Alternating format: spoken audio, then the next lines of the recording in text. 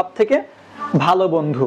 তো নামের বানানে কোনো ভুল নাই, ঠিক আছে? আমার বন্ধু সুজন, ওর বানান লেখে এইভাবে, কিন্তু অ্যাকচুয়ালি এখানে হচ্ছে জে হবে, হ্যাঁ, কিন্তু ও জেড দেয়। যাই হোক, তো নামের বানানে কোনো ভুল নাই। তাহলে Sujan is my best friend. একটু খেয়াল করো, এখানে সাবজেক্ট দেওয়া আছে, ভার্ব আছে এবং কি অবজেক্ট বা বাকি অংশ কিন্তু আছে।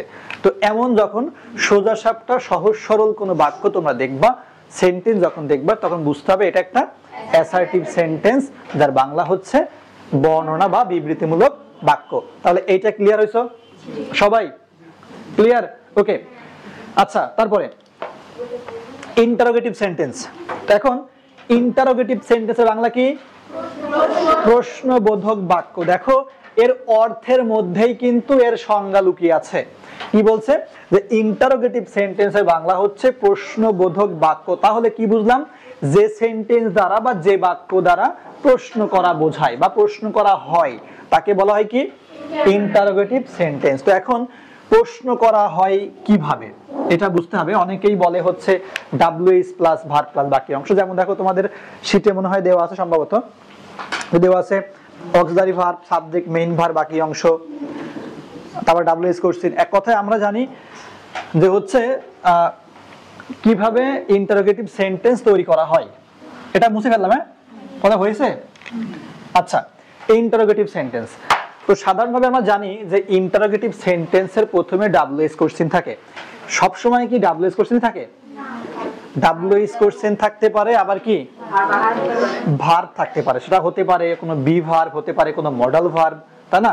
ওকে, তাহলে আমরা বুঝতে পারলাম কি যে হচ্ছে ইন্টারোগেটিভ সেন্টেন্স সবসময় ডাব্লিউএইচ অথবা কি ভার্ব দ্বারা, এই বি ভার্ব বলতে পারো, বা হচ্ছে বলতে পারো কি,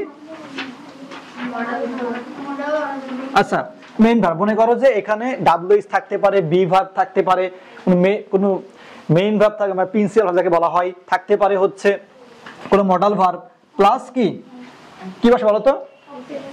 এখানে কি অবজেক্ট বসে নাকি? এক কথাই এখানে একটা ডাব্লিউএইচ থাকবে, তারপরে তুমি এখানে একবার এক্সটেনশন মার দাও, এখানে সেই একই নিয়মে থাকতে পারে, ঠিক আছে? কোনো অবজেক্ট থাকতে পারে বা সাবজেক্ট শুরু হতে পারে। যেমন দেখো, এই হতে পারে যে হচ্ছে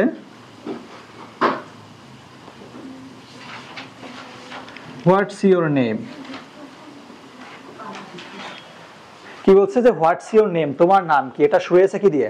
ডাব্লিউএইচ দিয়ে। দেখো এখানে কি আছে? হোয়াটস ইউর, অবজেক্ট আছে। অতএব ডাব্লিউএইচ থাকে, বি ভার্ব থেকে বা মডেল ভার্ব থাকতে পারে, যে কোনো থাকবে। থাকার পরে এমন একটা হচ্ছে অবজেক্ট দিয়ে শুরু করতে হবে। যেমন দেখো, তারপরে do you know my name. Okay, একটু খেয়াল করো, এখানে ছিল কিন্তু ডাব্লিউএইচ কোশ্চেন দিয়ে, তারপরে এসে ডু দিয়ে। এবার দেখো, ইজ ইট ইওর নেম। এ দেখো, হোয়াটস ইওর নেম, ডাব্লিউএইচ দিয়ে প্রশ্ন করা হয়েছে। Do you know my name, is it your name. তারপরে দেখো আবার হতে পারে কি, can you tell my name. তাহলে দেখো ইন্টারোগেটিভ একটা সেন্টেন্স কত ভাবে তৈরি করা যেতে পারে। এখানে খেয়াল করো, এখানে ডাব্লিউএইচ দিয়ে করেছি, এখানে ডু দিয়ে করছি, এখানে অক্সিলারি দিয়ে করছি, আবার এখানে মডেল ভার্ব দিয়ে করছি। অতএব তোমাদের জাস্ট মাথায় রাখতে হবে ইন্টারোগেটিভ সেন্টেন্স অনেকভাবে তৈরি করা হতে পারে, এবং এটা চেনা সব থেকে সহজ উপায় কি, লাস্টে একটা কোয়েশ্চেন মার্ক থাকবে। এটা কি বুঝতে পারছো? তোমাদের অ্যাকচুয়ালি তোমাদের অ্যাডমিশনে যে প্রশ্নগুলো আসবে, এমন বেসিক প্রশ্ন আসবে, মানে ওখানে একটা সেন্টেন্স দেওয়া থাকবে এবং সেন্টেন্সটাকে তোমাদেরকে আইডেন্টিফাই করতে হবে যে হচ্ছে এই সেন্টেন্সটা মানে কোন সেন্টেন্স। এক কথাই what's the type of sentence, এটা কোন টাইপস। ওকে, তারপর কি আছে এখানে? গরম লাগছে? গরম আমারও লাগছে। অনেকে শীত লাগছে তো? আচ্ছা, 22 থাক। আচ্ছা, তো ইন্টারোগেটিভ বুঝতে পারছো? ইন্টারোগেটিভ বুঝতে হবে কি, যে এটা তো সব থেকে সহজ নয় এই সেন্টেন্সটা, যে আমরা জানি যে সেন্টেন্স দ্বারা প্রশ্ন করা হয় বা প্রশ্ন করা বোঝায়, সেটা হচ্ছে ইন্টারোগেটিভ সেন্টেন্স। এবং ওকে চেনার উপায় কি, যে লাস্টে একটা প্রশ্নবোধক চিহ্ন থাকে, কোয়েশ্চেন মার্ক থাকে, এটা দেখেই কিন্তু আমরা ইজিলি বুঝতে পারি এটা একটা কি ইন্টারোগেটিভ সেন্টেন্স। তো কথা হচ্ছে তোমাদের পাংচুয়েশন নামে একটা গ্রামাটিক্যাল আছে, পাংচুয়েশন। দেখা যাচ্ছে তোমাদের পাংচুয়েশন থেকে একটা আইটেম আসলো, তারপরে এমন একটা ওয়ার্ড দেওয়ার পরে দেখা যাচ্ছে এখানে ফুল স্টপ দেওয়া আছে, তখন তোমাকে বলবে হচ্ছে নিচের কোন সেন্টেন্সটি সঠিক, পাংচুয়েশন মার্কে। তখন তোমার বুঝতে হবে যেহেতু এটা অক্সিলারি দিয়ে শুরু হয়েছে বা মেইন ভার্ব দিয়ে শুরু হয়েছে, তাহলে অবশ্যই লাস্টে কি হবে, প্রশ্নবোধক চিহ্ন হবে। সেটা কি ওই সেন্টেন্সের উপর ডিপেন্ড করে যে অ্যাকচুয়ালি সেন্টেন্সটা কি বলতে চাচ্ছে, এটা কিন্তু অনেকটা অর্থের উপর ডিপেন্ড করেই কিন্তু হয়, এটা বুঝতে হবে। ওকে, তাহলে ইন্টারোগেটিভ কি বুঝতে পারছো? মুছে ফেলবো, ঠিক আছে।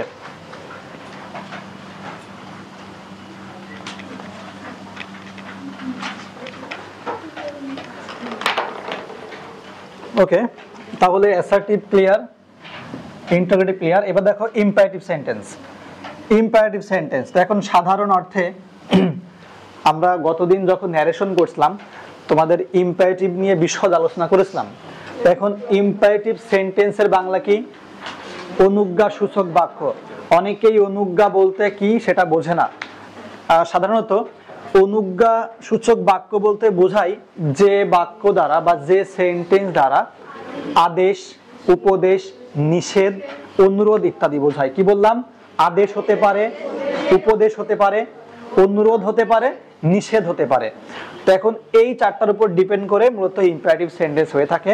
তাহলে মজার বিষয় হচ্ছে এই ইম্পারেটিভ সেন্টেন্স বলা থাকে যে সব সময় এর গঠনটা কেমন হয়? ভার্ব প্লাস বাকি অংশ। দেখো এখানে খুব সুন্দর করে দেওয়া আছে যে এ দেখো দেওয়া আছে কি আছে যে হচ্ছে ভার্ব প্লাস, এক কথা এখানে বলছে ভার্ব বলতে এখানে বসতে পারে প্লিজ, কাইন্ড, ডু নট, এইগুলা বসতে পারে, ঠিক আছে। ওকে, তারপর দেখো এক্সটেনশন। এক কথা এখানে বলছে ভার্ব প্লাস এক্সটেনশন।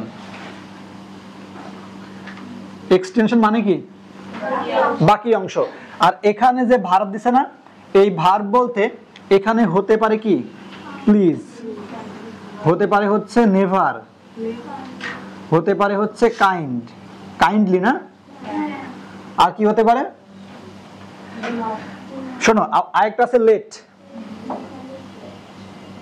লেট। ওকে, এই যে লেটের কি দুইটা নিয়ম আছে, একটা হচ্ছে লেট যুক্ত আস, আর একটা হচ্ছে লেট প্লাস, একটা আছে লেট প্লাস হচ্ছে প্রোনাউন। এক কথায় লেটের পরে হয়তো আস থাকবে আর নয়তো এই আস ব্যতীত যে কোনো একটা অবজেক্ট বা প্রোনাউন বা নাউন থাকবে, ওটা আমি পরে বোঝাচ্ছি। আর প্রথমে এখানে দেখে নাও। তাহলে আমরা প্রথমেই জানতে পারলাম যে যে সেন্টেন্স দ্বারা আদেশ, উপদেশ, নিষেধ, অনুরোধ বুঝাবে তাকে বলা হবে ইম্পারেটিভ সেন্টেন্স। এবং এর গঠনটা কি? এটা হচ্ছে ভার্ব দিয়ে শুরু হয়। যেমন দেখো ভার্বের মধ্যে থাকতে পারে প্লিজ, থাকতে পারে never, kindly, do not, don't, এইগুলো থাকতে পারে। ওকে, তো এখন প্লিজ দিয়ে কি বোঝাই? অনুরোধ করা বোঝাই। ওকে, এটা দিয়ে কি বোঝাই? অনুরোধ। তারপরে নেভার দিয়ে কি বোঝাই? এক কথায় নিষেধ বোঝাই। বলে না নেভার টেল এ লাই, মিথ্যা কথা বলো না, এটা কি নিষেধ। নেভার ডু দিস, এটা কখনো করো না, এটা কি নিষেধ। এটা দিয়ে হচ্ছে নিষেধ। ওকে, তারপরে কাইন্ডলি। এই যে কাইন্ডলি বলো না, এগুলো আসলে অনুরোধের মধ্যেই যায়, মানে অনুরোধ বোঝাই। তারপরে লেট আস দিয়ে কি বোঝাই? প্রস্তাব। লেট আস দিয়ে এক কথায় লেট দিয়ে, লেট আস বাদ দাও, লেট দিয়ে কি বোঝাবে? প্রস্তাব। ওকে, আবার যখন লেটের পরে আস না বসে কোনো অবজেক্ট প্রোনাউন বসবে, মানে এক কথায় অবজেক্টিভ প্রোনাউন, তখন কিন্তু ওইটা দিয়ে অনুরোধ বোঝাবে। অতএব লেটটা দিয়ে আমি পরে বোঝাচ্ছি, আপাতত লেটটা লেখার দরকার নাই। আচ্ছা, তাহলে এখন আমরা বুঝতে পারলাম যে ইম্পারেটিভ সেন্টেন্স কি জিনিস, কিভাবে শুরু হয়। যেমন দেখো একটা এক্সাম্পল টান দিচ্ছি আমরা।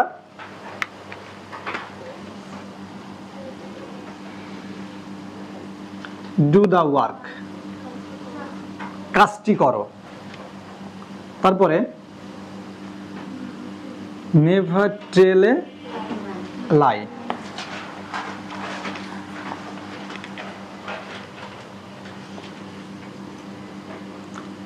প্লিজ গিভ মি আ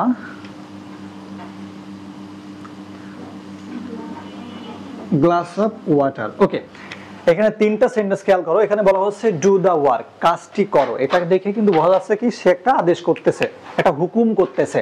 তার মানে কি এটা সে যে ন্যারেশনের ক্ষেত্রে অর্ডার বসে ঠিক ওইভাবে বলছে কি এটা একটা ডু দা ওয়ার্ক, আদেশ করতেছে, অথবা এটা কি ইম্পারেটিভ সেন্টেন্স। দেখো নেভার টেল লাই, মিথ্যা কথা বলো না।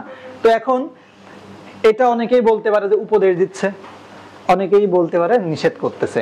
তো এখন এটা নেভার টেল এ লাই, মিথ্যা কথা বলো না, এটা একটা নিষেধ করা হচ্ছে, ঠিক আছে। যদি বলা হয় যে মিথ্যা কথা ভালো না, মিথ্যা বলিও না, সেই ক্ষেত্রে কিন্তু এটা উপদেশ। ওকে, এবার দেখো please give me glass of water, দয়া করে আমাকে এক গ্লাস পানি দাও। এটা কি করতেছে? অনুরোধ করতেছে। অর্থাৎ দেখো যে আদেশ করছে, নিষেধ করছে, অনুরোধ করতেছে, এগুলো সব কি ইম্পারেটিভ সেন্টেন্স। তাহলে ওই সেন্টেন্সটা পড়ার পরেও তোমরা বুঝতে পারবা যে কোনটা কোন সেন্টেন্স। তাহলে কি ইম্পারেটিভ সেন্টেন্স বুঝতে পারছো? আচ্ছা, এইবার আসি লেট নিয়ে। এই এদের মধ্যে একটা ভাগ আছে যেটা হচ্ছে লেট নিয়ে শুরু হয়। লেট, লেটটা কিন্তু ইম্পারেটিভেরই অংশ। ওই যে বলে না যে লেট আস গো এ পিকনিক, চলো আমরা পিকনিকে যাই। অতএব যখন লেট আস থাকবে এটা দিয়ে কি বোঝাবে? এইটা দিয়ে বোঝাবে হচ্ছে প্রস্তাব। ওই যে বললাম যে লেট আস গো এ পিকনিক, চলো আমরা পিকনিকে যাই। ওকে, আছে এখানে কি লেট আস দেওয়া আছে? আচ্ছা আচ্ছা আচ্ছা, এই যেখানে দেওয়া আছে এটা। যেমন দেখো এখানে এক্সাম্পল কি আছে? লেট আস, আচ্ছা এখানে একটা কি আছে জানো? দেখো, okay, let us discuss the matter.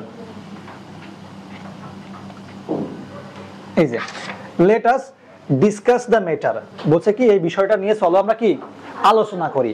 এটা কি বলতেছে? একটা প্রস্তাব দিচ্ছে। কিন্তু ওই যে বললাম না যে চলো আমরা পিকনিকে যাই, let us go on a picnic, এটা প্রস্তাব দিচ্ছে।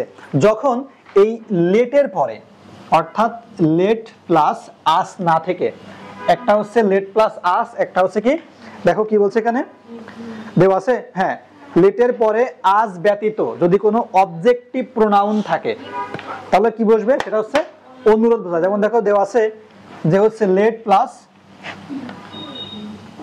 এখানে থাকবে হচ্ছে অবজেক্টিভ, অবজেক্টিভ নাউন প্রোনাউন। ওকে,